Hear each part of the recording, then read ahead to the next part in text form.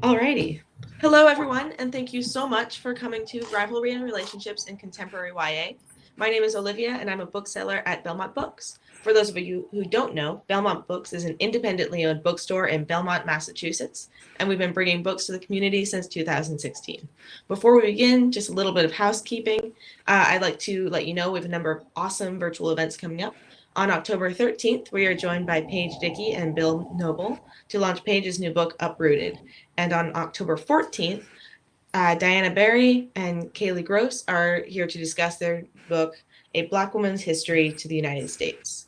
You can register for these and all of our other events on our website, belmontbooks.com, and that's also where you can purchase tonight's books. There is a link at the bottom of the screen that says Buy Books Here, and please do. So also a reminder to our audience, audio and video will remain off, but you can ask any questions in the Ask a Question button, also at the bottom of the screen, and we will be answering them at the end of the panel. I am so excited to introduce everybody tonight. Lori Goldstein is the author of Screen Queens and has worked as a writer, editor, and graphic designer before becoming a full-time author. She currently lives and writes outside of Boston. Rachel Lynn Solomon is the author of You'll Miss Me When I'm Gone, Our Year of Maybe, Today, Tonight, Tomorrow, and We Can't Keep Meeting Like This. She is a Seattle native who loves rainy days, her tiny dog, tap dancing, old movies, red lipstick, and books with flawed, complicated characters. Suzanne Park is a Korean American writer who was born and raised in Tennessee. She was selected to appear on BET's Coming to the Stage. Suzanne was also the winner of the Seattle Sierra Mist Comedy Competition and was a semifinalist in NBC's Stand Up for Diversity Showcase in San Francisco. She currently lives in LA, and in her spare time, she procrastinates. Thank you guys so much for joining us, and I'll turn it over to you. Great. Hello. Oh, we shifted again. Yeah. Hi, everyone. Hi. Do we want to kick it off with telling people a little bit about our books and maybe doing a short reading? Sure. Yeah, sounds great. No worries. I can go first. Yeah, sounds great. This is The Perfect Escape.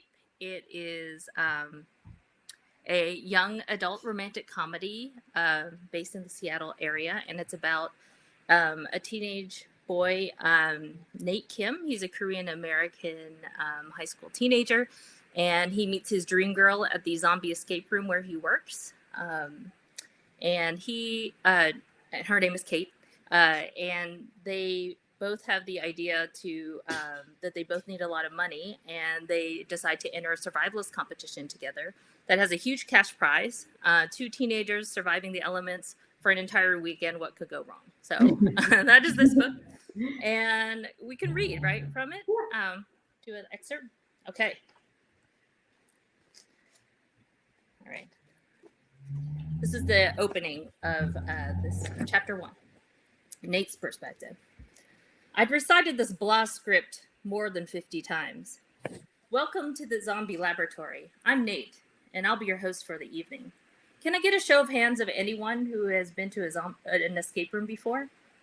Near the main entrance, a goateed guy with chunky black glasses raised his hand. 10 tipsy 30-something-year-old bachelorette party ladies giggled next to him, ignoring me. They were all wearing strappy, sparkling heels, of course.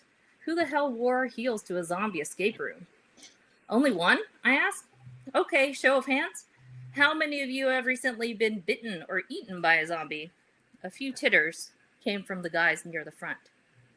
This time, everyone made eye contact with me and smiled. Phew. I just added that joke in and was testing out for the very first time. That's good, because that would mean we'd be trapped in the room with more undead than our zoning permit allows. No laughs. Shit. I'd have to try out another line next time. The group chattered as we walked down the dimly lit, flickering hallway. To my relief, the bachelorettes didn't look drunk enough to require janitorial assistance of the vomit cleaning variety. No stumbling backwards in those ill-advised heels. No high-pitched, eardrum-bursting squeals. No swaying. Drunk customers were the worst customers. Actually, scratch that. Drunk to the point of puking customers were the absolute worst customers. I'd gotten to the point where spotting them was easy. and I had the power to refuse service during the waiver form process. Can't we just start? My heels are killing me. The pouty bride-to-be swept her hair off her shoulder and crossed her arms. I'm suffering. Her girlfriends gathered round and gave her hugs. Don't roll your eyes, Nate. Don't. Not too much longer, I said with a smile. So that is an excerpt. Who's next? Rachel, you So want to go next?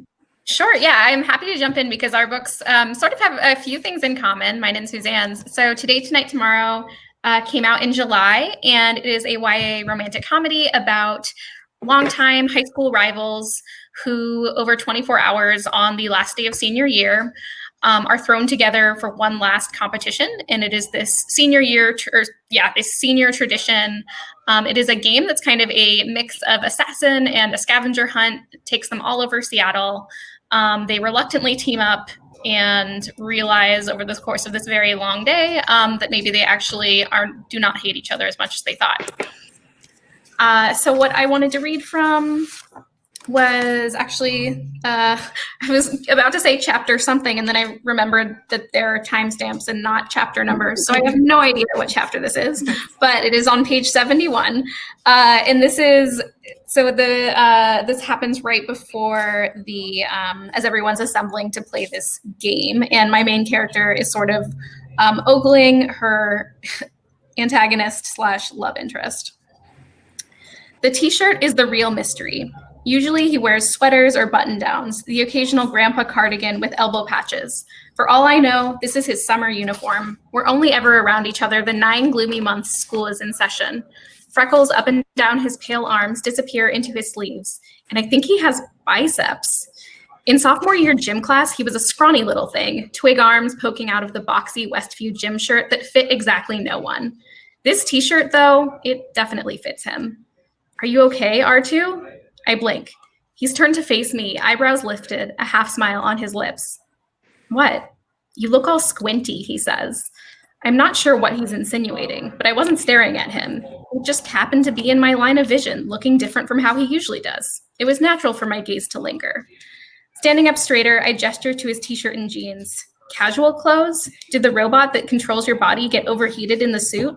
Nah, we've mastered temperature regulation. It's just not worth it to have a robot without that ability these days.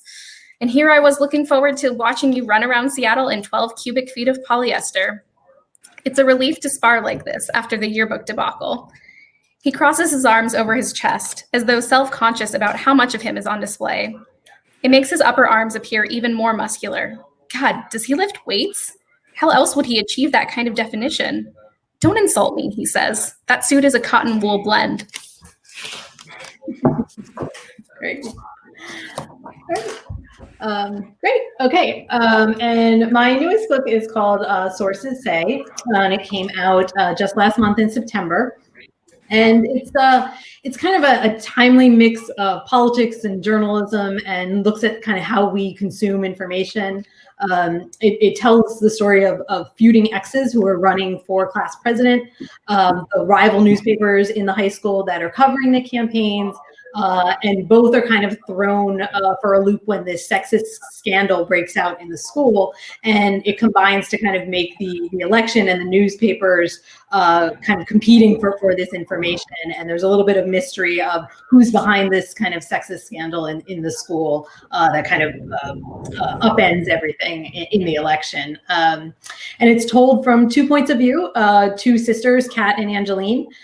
Kat is kind of an old school journalist. She's the editor-in-chief of the school newspaper, and her sister Angeline is one of the candidates running for student council president, and she's a burgeoning YouTube star. So the two of them have a clash between mediums, from the old school journalist and the kind of like burgeoning YouTube star.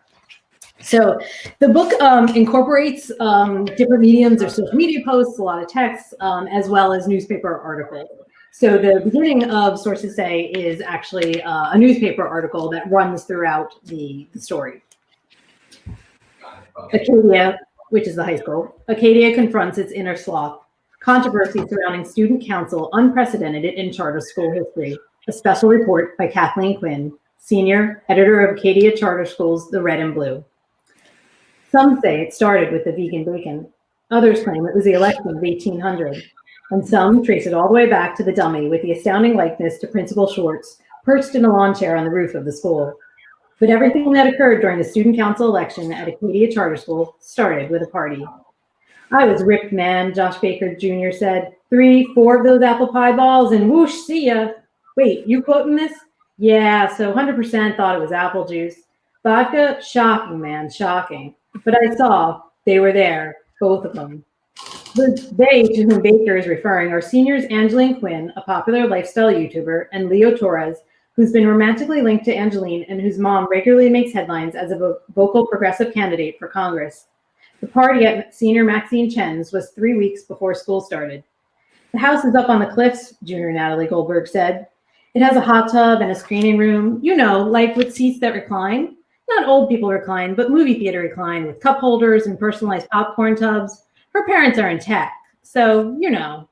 Acadia Charter School has a distinction of being set upon land both rich in history, with a past of defending its shores against the invading British, and blazing with the future, thanks to its proximity to Boston with its elite schools of Harvard and MIT, and influx of tech firms of the old guard and the new.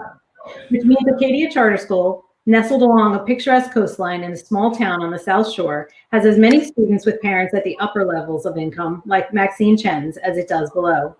I heard she did it for the cash, Junior Andreas Costa said. I think it was a dude running against Taurus's mom, Baker said. Bribed Angeline with socks or some stuff, but what the hell do I know? I was off my ass. Off my ass. While reports differ, one thing is certain. The fight that ended a 3-year romance, sparked a political rivalry, and left Angeline Quinn in tears and Leo Torres with a busted shoulder happened in that screening room at Maxine's party. Okay. I love that, especially as someone who studied journalism, and just those quotes feel like so perfectly high school. Yes. Yeah. That's always like the fun part to do, to make up like fake quotes. But that's interesting that you have a background in journalism as well, Rachel, because so do I. And that was kind of what I wanted us all to talk about, was what inspired our stories. And if there was anything from our personal lives that kind of made its way into the stories. And it's definitely the case for mine. I was on my high school newspaper. I was editor-in-chief of my college newspaper. I was a journalism major, and it was a really formative kind of experience in my life, and something I loved. And I always wanted to set some kind of book in a newsroom. And I couldn't figure out what that story was going to be, but it was kind of in the back of my head of wanting to do that. And then it was a couple of years ago during, I believe it was a Thanksgiving holiday with my family. The idea for this book came about when I was having a lively discussion, or we might call it an argument, with my 2 teenage nephews who were talking about getting their information and getting their news from places like Reddit and other places on social media. And being a journalism major, my husband, their uncle is a journalism major, their mom was a journalism major. So we all have this kind of background and a strong viewpoint of what we think of news. And it was interesting to kind of get deeper into what my nephews thought of kind of the pros, and weren't quite seeing the cons of getting all of their news from these places like Reddit and other forms of social media. And then I just kind of became fascinated by where people get their news, adults, but especially teens, and especially, in a time where it's so different than when I grew up. I didn't grow up with a president who tweeted, and this idea of fake news, and how you kind of learn what is a source, what is a trustworthy source, how do you have the tools even to figure that out when you grow up in a very different time than say I grew up, and kind of wanting to tackle that issue combined with the journalism in a fiction book got me really excited. And that became what Sources Say is. What about you guys? I'll go. Yeah, go ahead. So for when I was writing this book, as I do with all of my books, I'm more of a pantser. So I kind of know what the premise of the story will be, but I don't know where the story exactly is going to go. The origination of the idea, though, came from me going to a zombie escape room for my sister's birthday party and failing miserably, and knowing all the things that could go wrong in the escape room, because everything did. Like, our team did not get along. They didn't know how to interact. We didn't even solve the first clue. Zombies came out, and yeah, it was a little terrifying. But and then the host said, like, this is the worst attempt he'd ever seen, and hundreds of them. So I had an idea. Around the same time, though, I had watched a lot of The Walking Dead, maybe too religiously, and I actually just wrapped up the season just last week. But so I've seen every episode, and when you watch that or binge watch that, you do have this question in your mind of how would I do if I were in an apocalypse situation with zombies.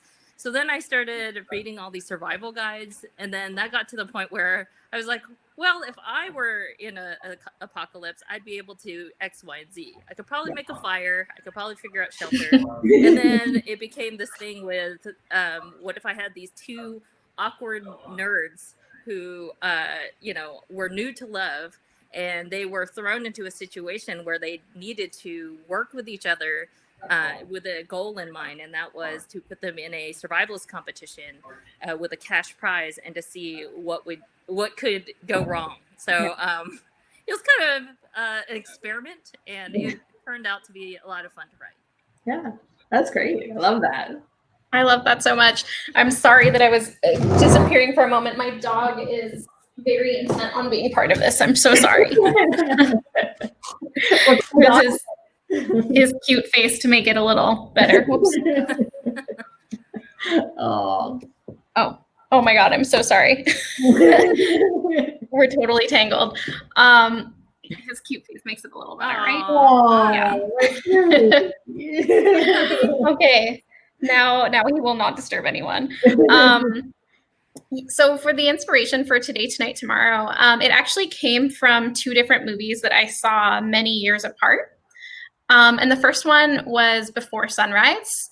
For anyone who hasn't seen it, it is a romantic film from the 90s, and it follows two people who meet on a train in Europe. And they get off in Austria, and they spend the whole day together. And it's really just two people walking around, talking, and falling in love. And I just love the idea of being able to tell this very character-driven romance in such a short period of time. Mm-hmm. But I was like, plot? What? Does it need one?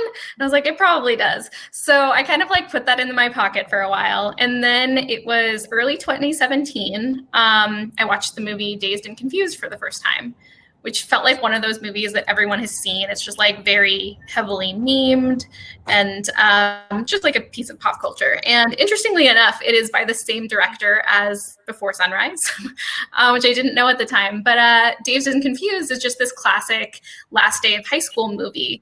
And I just loved how it captured that last day of senior year and all of that energy, and just really feeling like you were on the precipice of something else and like something bigger. So at that point, those two ideas just kind of solidified and combined in my head. And it was this 24-hour, last day of senior year story. And then I'd been wanting to write something, more of a romantic comedy. So I added that like enemies to lovers, longtime rivals thread. And yeah, the book was born from that. Yeah, that's great. Great. I love that. I've always wanted to write something that was just took place in a very condensed time frame, like a day or a night. I love books that do that. Yeah, I've always loved those too. And it was shockingly like not as hard as I thought it would be. Like there was at one point where it was like 8:00 and then 1 a.m. and there's nothing happening.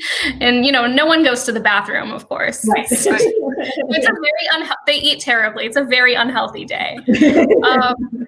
But that's actually a good segue into our next question, which is about how, all of these feature, lovers to rivals or rivals to lovers. I kind of talked about my inspiration with, I really just always wanted to write something like that. I'm curious how that became part of both of your stories. Lori, do you want to go next? Sure. Stories often develop in some kind of organic way of you have like this spark of what you think the story is going to be about. And it always, starts to spiral into something else, like Rachel was talking about, of kind of merging those two inspirations for her. So when I first thought of Sources Say, it was actually a trio of friends, and two of them had started secretly dating. And part of the story was going to be about how they told the other person in their trio that they were dating, and that was going to be a source of the conflict. That kind of started to go away once I really homed in on that. I wanted it to be this kind of fake news and the student council election being really these two main threads. And then obviously if I'm going to have an election, I need two people running. So the idea of them being exes came into my head, that they should be not newly dating friends, but actually people that were broken up, because, and they're newly broken up. So they're just broken up. And they're running against each other for president of the student council. And because they're so newly broken up, there's a lot of raw feelings. There's a lot of regret. It gives a lot more tension to the story to have the two running for president, to have this history. And it also kind of allows them each to kind of be a little more, they have like some pranks that they're pulling on each other, and they're kind of pushing each other's buttons because they know each other really well. And that becomes part of the campaign. And it becomes part of the campaign that really becomes divisive in the school with, wanting you half the school behind one and half the school behind the other. And they realize kind of that they're pulling each other apart, and they're pulling the whole school apart as well, and kind of forcing them to come back together to evaluate their relationship, evaluate the effect that they're having on the school. So having them start out as exes and kind of find their way back to each other was something that kind of, I wanted, multiple lessons to kind of be learned from that in the grander scheme of politics. So it was kind of doing double duty there. What about you, Suzanne? Because I write awkward nerds finding new love, it's always this fumbling kind of ships passing situations with me. So a lot, when I write stories, they don't usually fit very neatly into a tropey box. So and that's just because the kind of characters I end up writing just are not your typical characters. And then on top of that, they do things that are super awkward and weird, and then it just keeps fumbling. So for me, I was trying to figure out what kind of storyline I wanted, and what worked for these two, given the conflict that happens in the book where they are going into this competition together as friends. I ended up with a friends to lovers, enemies to lovers kind of transition. So at some point during the competition, they end up kind of like, hey, it's kind of late. Why don't we go to the cave and like hang out? And then they realize at some point for at least one of them to win, they have to split up as a team. Mm-hmm. And then they become rivals, pure rivals. And so I thought that was a fun little twist to it, because that adds a lot of, there's teamwork at the beginning, but then they start questioning each other's motives, and it becomes a slightly different story.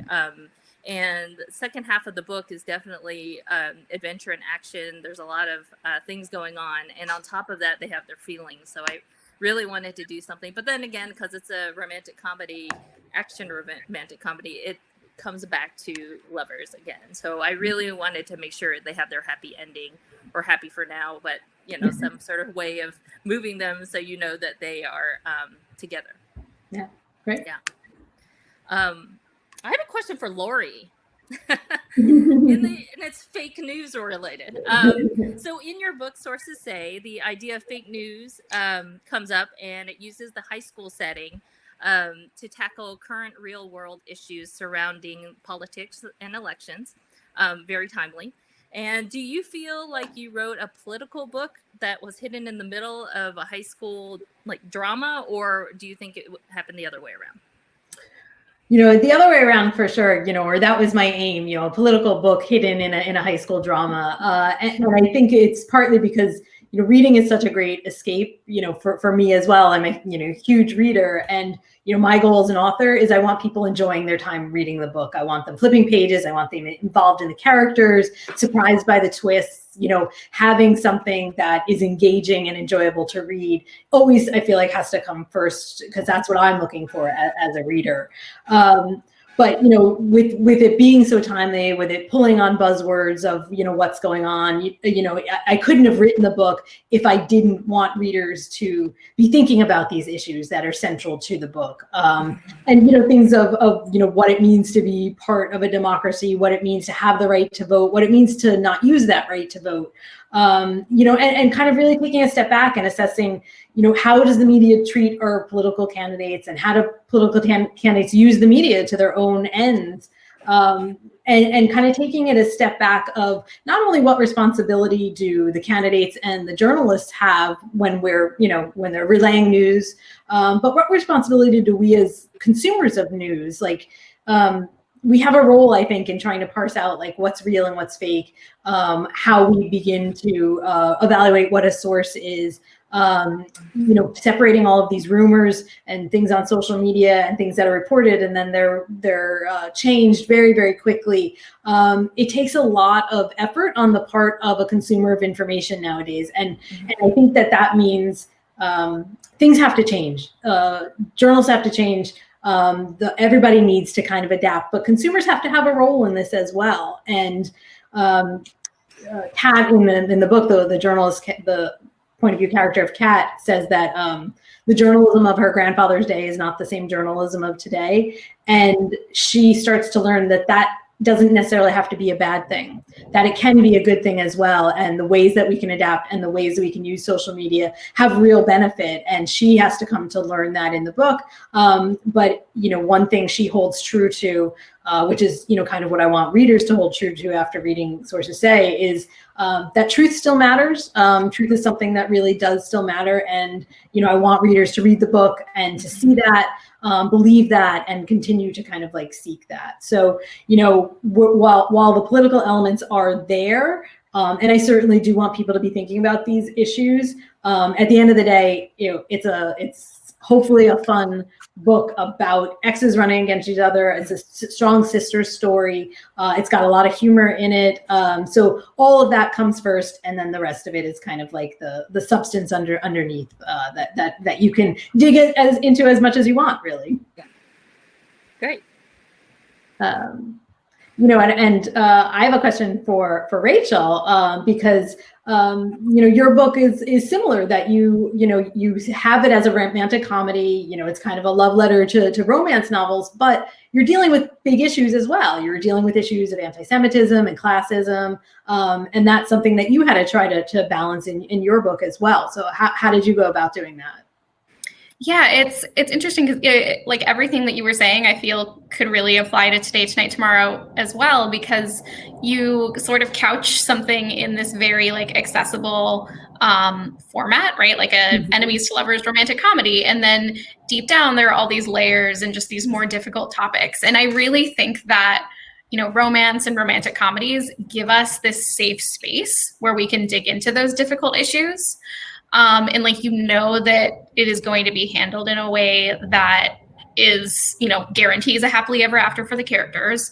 And I think just in a way where the author is kind of taking care of you almost, I think, or at least I hope that's how it felt to, the Jewish readers who were reading those elements of the book, or to anyone who was, maybe I've even heard from some readers who have read some of my books and say, this was the first Jewish character that I read about, and I didn't know anything about Judaism. So Today, Tonight, Tomorrow was my third book, but it was my first one where the characters actually confront anti-Semitism on the page. And it was a really conscious effort I made with my first two books. I think part of it was because they were written before the 2016 election, and I just felt like, oh, this isn't something people are actually dealing with right now. And then just the incredibly harsh reality that I have been very much living in a bubble in Seattle. And even here, people are still dealing with that. So I felt it would not be realistic to an American Jewish experience today to have my characters not be dealing with anti-Semitism. So yeah, it was giving them this area where they could explore it in a way that felt like it would be safe for the reader to read about. And obviously they're not solving bigotry in the book. It's impossible, sadly, but I think they are getting to a place where they can communicate about it effectively to each other and begin to kind of confront the ways they see it around them in the world. Yeah. And then I also have a question for Suzanne. So your own voices, YA, The Perfect Escape, it has elements of romance, adventure, coming of age, all of which you've talked about a bit before. So was that intentional from the start to, have it combine all of those elements to be all these different things? So you hear people give advice of, write what you know or write what you would want to read. And I'd been talking to my niece who's in high school, and I realized her tastes, they're not just like one specific thing. Like I only read sci-fi, I only read this. They read a pretty broad spectrum of things and consume all types of media. So for this book, I definitely wanted to blend genres. So when I went into it, I knew I wanted to do something fast-paced. So, and then I also knew that for whatever reason, I decided to make sure that the male was the protagonist in this romantic comedy.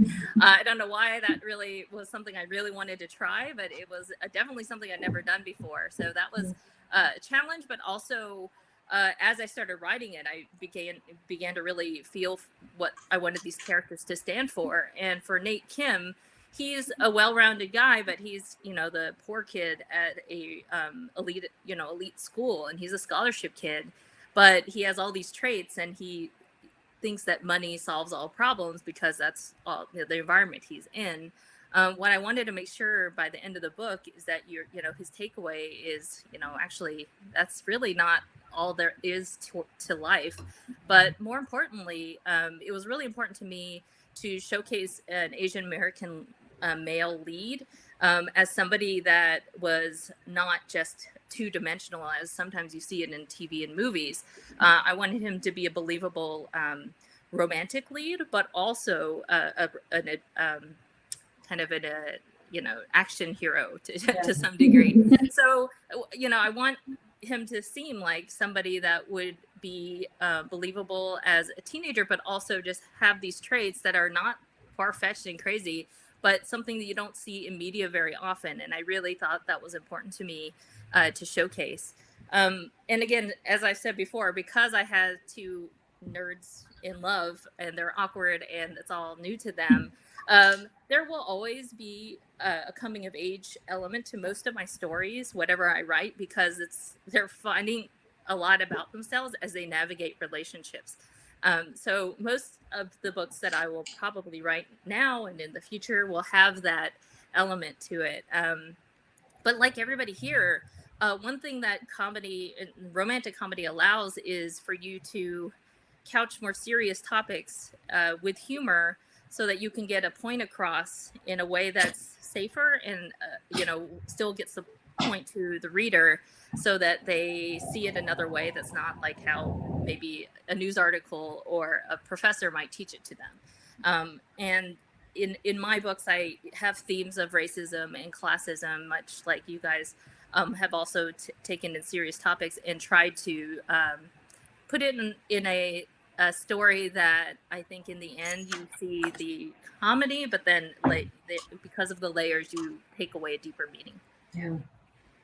Right. I think it really prevents something from feeling didactic too. So you're not like, you are reading a book about, prejudice and these difficult topics. It's like you are reading a romantic comedy. It's not like you're tricking them into reading this difficult issue inside it, but you're like, oh, okay, I feel safe. Yes. Like you're safely ensconced in this. Exactly. Yeah. You see comedians do it all the time. It's just like in the book form, it's different. And I think all of us do that. But that actually is a good segue to my question for everybody. I'd love to know how you incorporate humor in your books, why it's important to you, and the value of romantic comedies during the pandemic. I think in terms of humor, you like you said, Suzanne, like write what you know. Like I love reading books that have humor in them. I love kind of that form of entertainment. For me, is always what I gravitate towards. So I want to try to write that way as well. All of my books have some element of humor in them, or at least I hope they do. They're meant to have some fun and to be kind of funny. I think I love doing that partly for what you were saying of.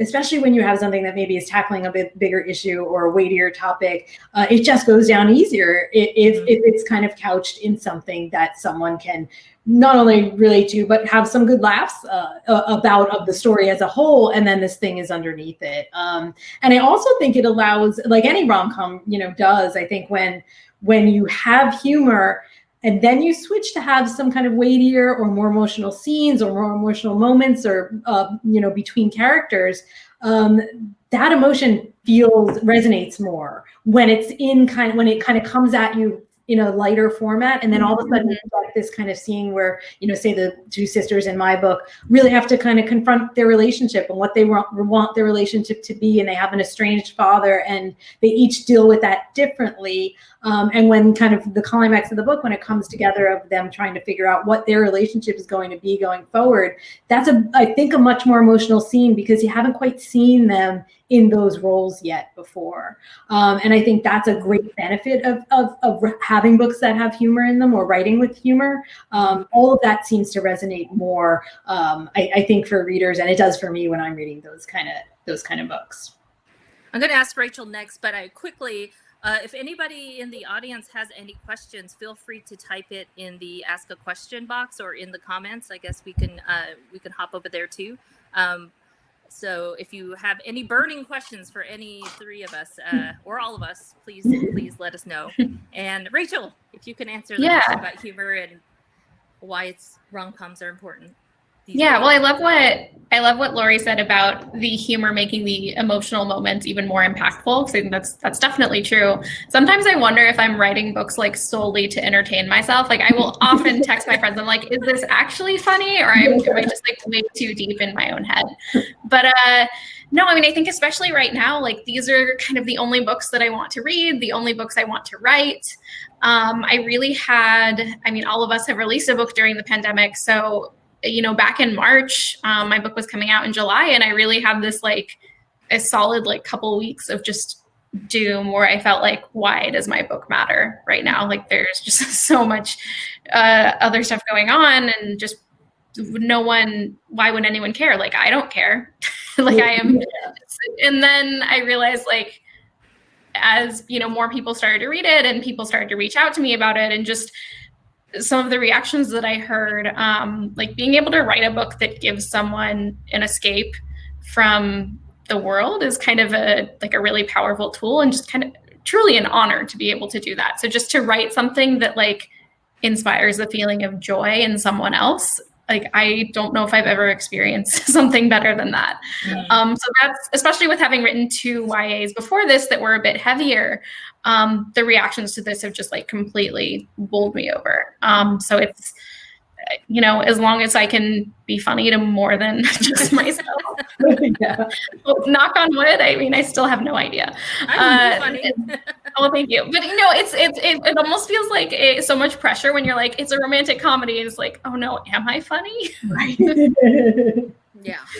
Because how many romantic comedies have you read or that are like labeled romantic comedy, and you're like, yes. There are some that are supposed to be more in the contemporary romance category, but have somehow migrated into the rom-com territory.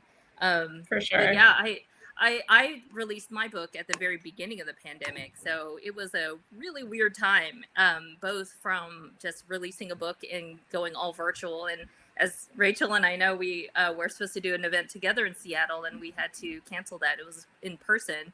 And that was tragic, because I was supposed to have a dinner with Rachel. I know, I'm so sad.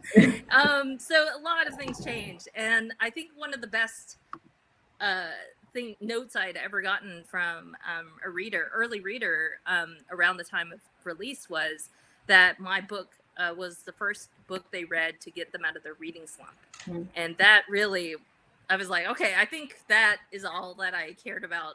Given those are like my goal, relive my new goals for the pandemic releases is like, if you can help somebody just read a book during the pandemic, that's amazing. Yeah. But as far as humor goes, I took this class about storytelling, and they were focusing on horror movies in this brief period of kind of the discussion. And they were talking about how when things are really tense, sometimes you do need that humor just to let the audience get a breath of relief, just to get rid of some of that tension. And I think especially now, during the time of the pandemic, people need that breath. And they need it as long as they can get it. So I think books like, romantic comedies or any kind of comedies are very important right now. Yeah. Yeah, I see we're getting a couple of questions, but before we go to those, I was just going to ask you guys, building on, what you said, Suzanne, about what you think people are looking for right now. I was curious if you have been reading something, watching something, listening to something during the pandemic that has been kind of your like little escape. Oh man. I've been listening to more podcasts. I don't know if any of you have. I used to listen to more audiobooks and somehow switched over to more podcast listening. So, I had always read books in Boba. That's a Asian American focused podcast. They take releases every month, and then they talk about them in a book club, and then they also have authors come on. But I caught up on all of the backlog on that. So that was nice, because I was like, oh, look at, like, I have many years of content that I can catch up on. So that was nice. And then, I've also discovered some new podcasts. Like, I just discovered one this week called But What's Next by Michelle Reed. I just started listening to that. And then, I honestly, because when I'm drafting a rom-com or any kind of comedy, sometimes I have to switch to something else so my brain doesn't pick up what they're doing. So I just read thrillers or now, because it's October, more horror type stuff. So that's kind of what I've been doing on the TV and movie front. But other than that, podcasts surprisingly have been a nice relief for me. What about you all?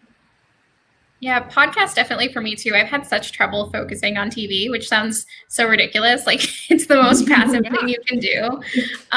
But one of my close friends, Marissa Cantor, who's also a YA author, she has a podcast. It is a Lizzie McGuire recap podcast. And it just feels like hanging out with her. So it's like, I really love, I listen to that podcast every week. It's called The Outfit Repeaters. If anyone is a Lizzie McGuire fan or. Oh no.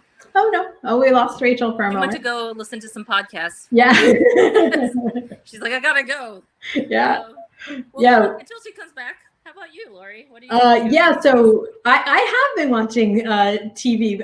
I've been very much into, like, I think everybody seems to have found during the pandemic, of Schitt's Creek, which stays in the lighter, kind of comedy vein. And so I know the last season just got released, but I'm forcing us to savor it. So we're still in the season 5, and sometimes instead of watching a new episode, we rewatch the one that we watched previously, because I'm trying to draw it out for as long as possible, because I don't want it to be over. But I found, like, kind of watching more and more kind of comedies, which it's not like I don't watch a lot of comedies on TV, but that's what I've been gravitating towards. So a lot of those kind of half-hour comedies. There's a couple on Apple TV that are great. There's one called Little Voices, which is, I think, loosely based on singer Sarah Bareilles' kind of experience coming up as a singer, and it's fantastic. And it's a great kind of fun half-hour, and also just a nice story. Like, it's like something you can do and kind of feel like you're getting like an escape from all the heavy stuff that's going on. Yeah. That's it. It's important to have your escape during this time. Yeah. Oh, Rachel, you're back. Sorry about that. No. You went to go download podcasts. We figured it out. Yes. It's either that or your dog. Your dog took over. No, we've been having internet issues all day. It's been like really windy here. Well, you're back just in time. I think we should probably kick it over for the audience question. Let's see. It's hopping over. So the first one is, what do you love most about the rivals to lovers trope? That's a good one. Let's have Rachel answer if she can hear us. Can she? Oh, maybe it's Lori. Then we'll have to answer. Rachel, can you hear us? Sure. Sorry, my yeah. It's oh.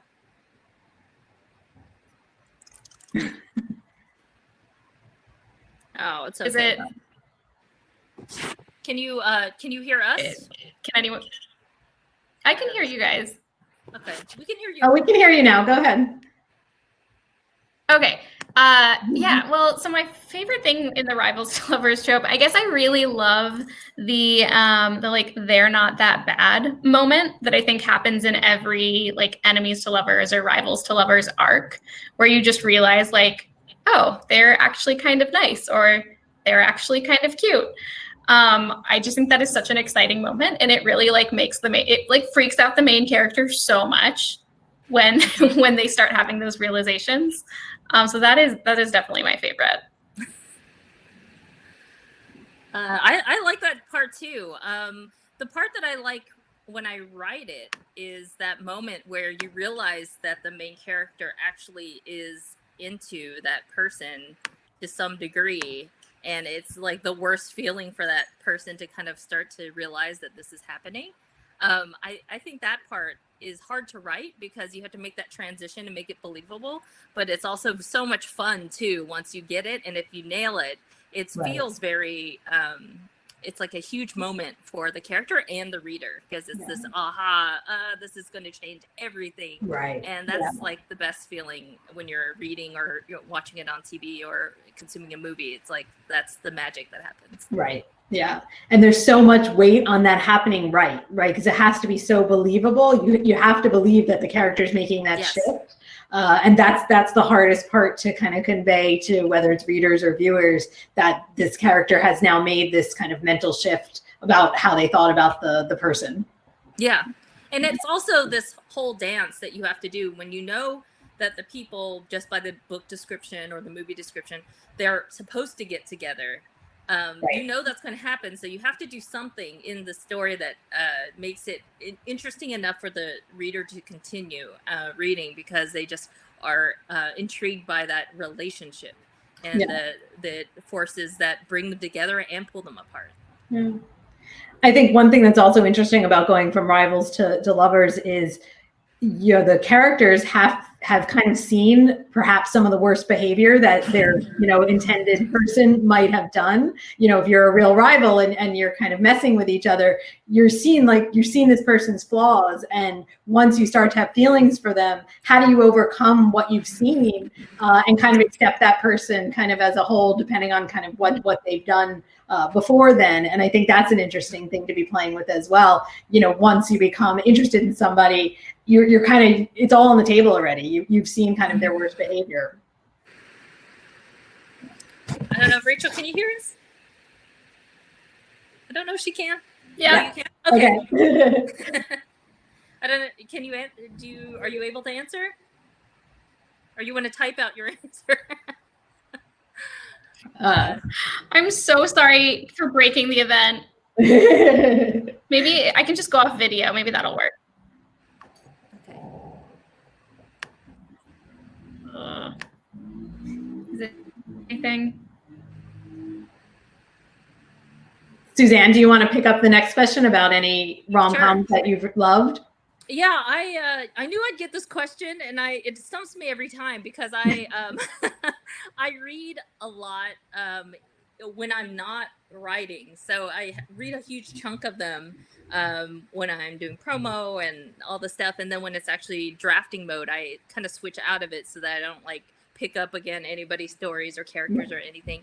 So right now I'm binging on like thrillers and horror and all the stuff. So What I read was a few weeks to months ago, but the ones that I've read are that I really enjoyed were Alicia Rye's Girl Gone Viral. I had a sneak peek at Sandhya Lily Menon's Makeup Breakup, and that was so fun to read, especially like during the pandemic. It was just so nice to read something like that. I've read Denise Williams' How to Fail at Flirting, and that was a lot of fun as well. That's coming out in December. And there's one Farah Rashan's the boyfriend material. No, boyfriend project. I get those mixed up. They're both great. And those are the ones that I think are top of mind, the most recent reads, and very enjoyable. Yeah, that's great. I'm like you, Suzanne, that I don't want to read in the same genre that I'm writing in. So when I'm writing YA, I read adult and kind of like vice versa, or I'll read some nonfiction because I just want to get out of kind of the headspace of what I'm writing in. But my kind of most recent reads that were not exactly rom-com, but it's kind of like a lighter, still like a lighter book, but an adult book that I think I'm late to the party. I think everybody else has read it. Daisy Jones and the Six by Taylor Jenkins Reid, which is just such a fantastic, fun book. It's about like the breakup of a fictional band from the 70s. And so it's not a traditional rom-com, but it's got a lot of these push-pull elements of, the two main singers who are definitely, rivals to almost lovers and how they're kind of dealing with that. But she has a very unique format in that it's kind of like it's a written like documentary. So everything is all dialogue. So she interviews all the members of the band in kind of all dialogue. And it's just fascinating how compelling it is and how much the pacing is fantastic in it. And it's just one of those that I know I'll read again to kind of try to pick up tips of how do you do this? How do you do what she's accomplishing in that? So I love that. I loved that one. Oh, Rachel has some answers in the chat. So if you have any questions for her, that's the place to find her. Hi, Rachel. Yes, Friend of Boyfriend, she says, and The Roommate by Rosie Dannon, and it's out now. Yes. Okay, we have two more questions. What is giving you hope and making you laugh? I have an answer to that, but I need a prop for a second. Do you mind answering? I think one of the things that is helping me during this time is still kind of focusing on what I love to do, which is writing. And I know a lot of people have had a hard time writing, which I totally understand. And I was there for a while, definitely at the start of the pandemic. But kind of the longer it went on, I felt like the need to still be in the world of stories even more. And kind of the trick to get me over getting into writing again and enjoying it and feeling like I think Rachel was saying, like, do my stories matter? Does it matter to be writing when all these other things are going on in the world? And it absolutely does. But one of the things that really helped me do that was I have a good writer friend, and we're both writing at the same time and trying to kind of get back into this. And we'd be on GChat and we do like half-hour sprints together. So we set a timer and we write for half hour, and then we'd kind of like chat for 4 or 5 minutes, and then we'd set another like 5 minute, half hour, and then do that again.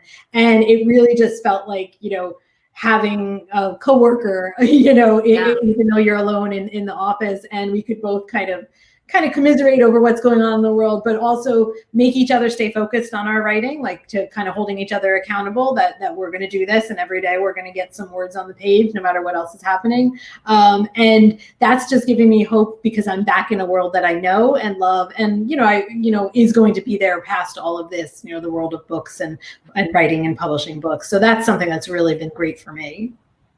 I have a similar thing. I debuted my young adult early pandemic, and I just debuted my adult book a few weeks ago. And having double debut during pandemic has not been the easiest on your mental health, and just having friends that you can talk to, writer friends and even non-writer friends that are just there to talk. I think has really helped, and we're all kind of in a weird place, but it's good to just have people that you can rely on that can know what you're going through, and Right. you can relate to them and they can relate to you.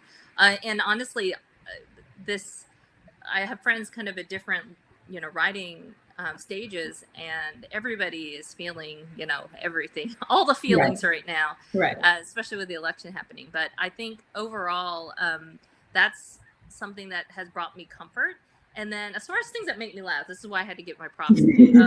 Okay, so we got a hamster during the break, during the pandemic, and it's my daughter's hamster, but I have sort of taken over the hamster care.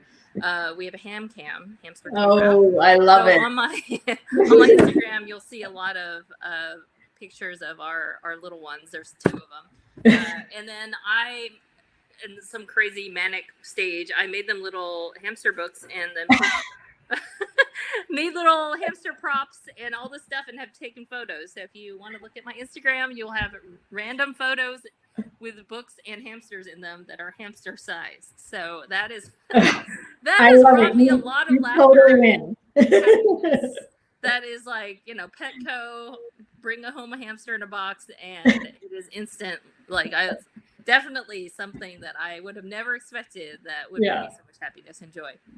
Well, the big pandemic thing is getting a dog. So you did something different. You got hamsters instead of a dog. This is a little bit more manageable. Yes. And then, of course, coming up with like baby little hamster sized books of my books was ridiculous. And then taking pictures of the hamster at a table with a hamster sized laptop with the books near it. I was like, at what point is this going to end? And I told my husband, like, at some point, let me know. Cut me off, because I'm buying hamster accessories for my own humorous purposes. So yes, that is true. Hamster books for all, hamsters included. Yes, I am all for hamster literacy. That is my platform. And let's see, do we have any more questions? And Rachel, if you can hear us, if you have any answers to that question. One more question for Rachel. So I don't know if you can hear us, Rachel, but Rowan is such a powerful and unique female character in regards to her independence and openness. How did you develop her character, and where did you get your inspiration? Oh, great. So if you could type your answer there, that would be great. And then I guess while she's typing, maybe Lori, what are you working on? So I'm kind of all over the place right now. I have an adult thing that's happening a little bit that I can't quite talk about yet, but that's kind of in the works. And I'm trying my hand at my first middle grade, and it's kind of a middle grade, like adventure book, which is also kind of new. I've written contemporary fantasy before, in addition to writing my YA contemporary, but kind of like a more adventure focused book is a new thing for me. Hello. Wasn't expecting that. We weren't either. Lori's going to finish up with what she's. Yeah, go ahead. Sorry. If you can answer the Rowan question. I don't know if you saw it or heard me. Okay. Lori, yeah, I'm good. I'm dabbling in everything from YA to adult to middle grade. But Rachel, why don't you answer your question? Is there humor in your book? Is it a humorous voice? Absolutely, for sure. Yeah, I hope so. Again, like Rachel said, you don't know. Who knows? I've gotten tagged in things that were like, this was a comedy. Right. That's awesome. I love all the dabbling. So with regard to Rowan's character, I wanted to play with that sort of like classic type A overachiever, but also give her some layers that did not feel as like stereotypical. So like she is really passionate about romance novels to the point where people are very judgmental of them in her life, and she really hides this part of who she is, even though this is like what she wants to do with her life. She wants to write romance novels. And she's also just very very open, very just like a very like positive, optimistic person, to the point where sometimes it harms her. And so I think I really started with like a germ of who I was in high school, which was that like very classic type A overachiever. And I layered in, I think, some stuff that I wish I had known, or like that I wish I had been like. So it's sort of a mix of, the kind of person that I was and these kind of idealized qualities where I just, I wanted to write a character that felt like very both relatable in her vulnerabilities and also hopefully a little unique. I hope that answers your question. Thank you for that. All right. So I don't know if Olivia is going to pop back in. Oh, there she is. Popping in. Hello. Thank you all so much for coming. I don't know about everybody else, but I've had a lot of fun. I'm so excited, Suzanne, to hear about your hamster book industry, and I super look forward to seeing where you'll go with that. And I'm so glad that, Rachel, you were able to duck back in at the last minute here so we could finish strong. I've had so much fun, and thank you to everybody in the chat who's been asking questions. Thank you so much for coming. Please buy your book. There's a button at the bottom of the screen, and I hope to all see you all in person, hopefully somehow very soon. Thank you all so much. Have a good night, guys. Thanks so much. Thanks for having us. Thank you.